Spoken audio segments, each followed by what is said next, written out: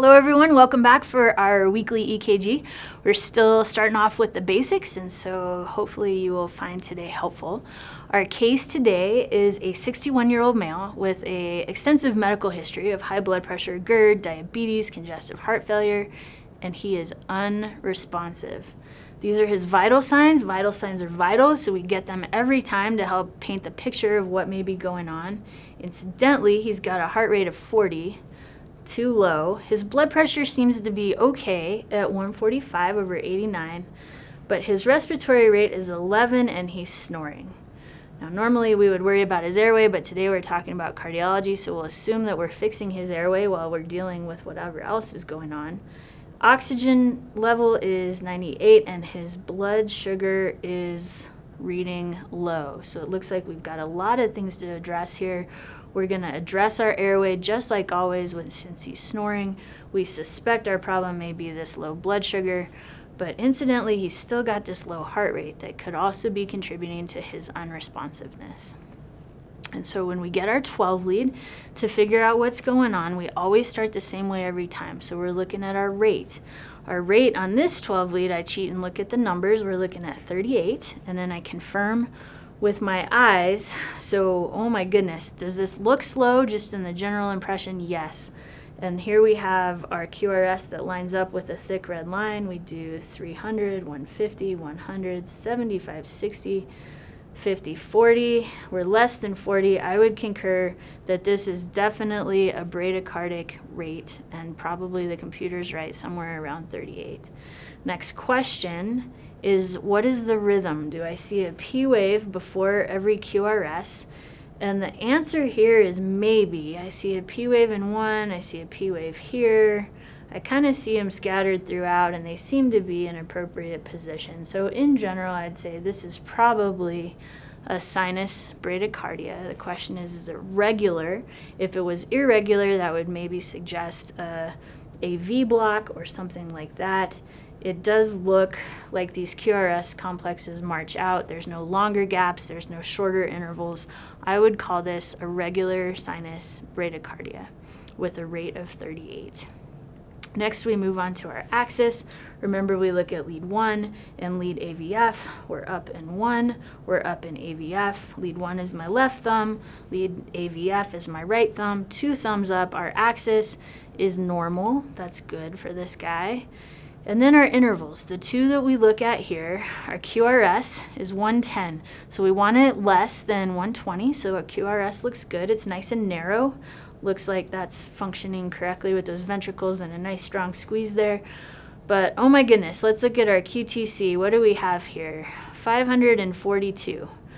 That's pretty long. We know that at 500, we're at risk for spontaneous arrhythmias. This guy's got a QTC of 542, which incidentally is not uncommon with bradycardia. So if you get a bradycardic patient, everything just kind of slows down and stretches out. And one of the places you're going to see this is with your QTC. So we have a prolonged QT interval that I would keep him on the monitor and be aware that it's greater than 500 and pay attention to that. I don't know that we need to act on it right away, but it's good to know about.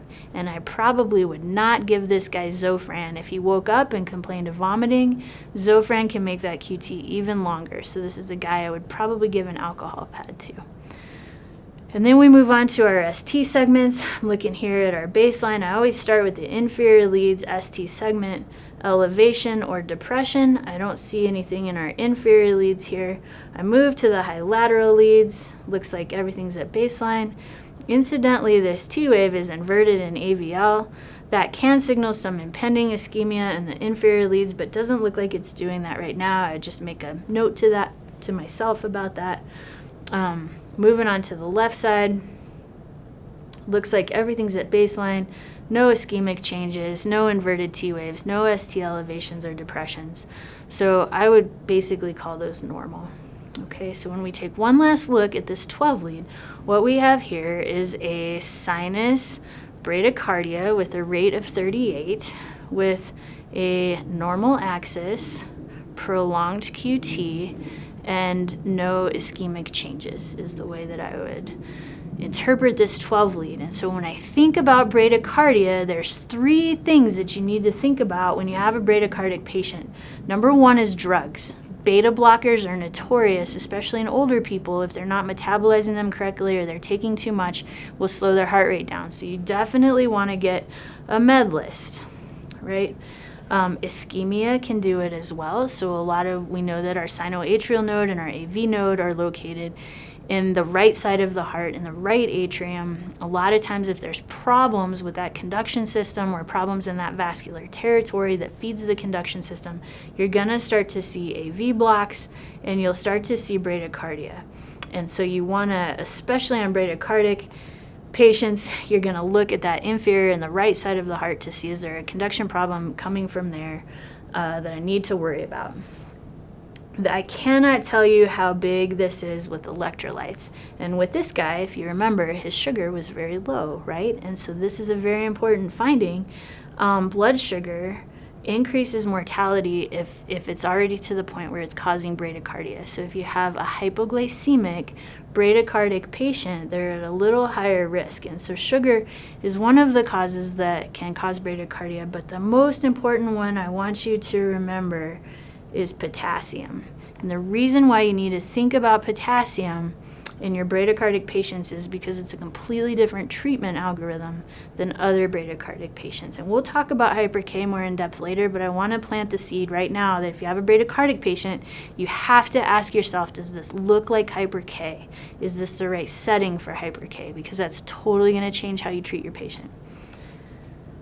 And then really with any bradycardia, your question is going to be, is your patient unstable or are they stable? And that will also help dictate your treatment. And so this guy has a blood pressure, we're managing his airway, we're going to presumptively correct his sugar, and I imagine once we get his sugar corrected, his heart rate will also improve along with his mental status.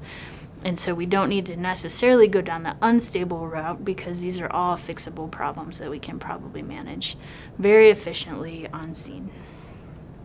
And that is it for this week. That's a sinus bradycardia that was induced by hypoglycemia. And then stay tuned for next week's 12 lead.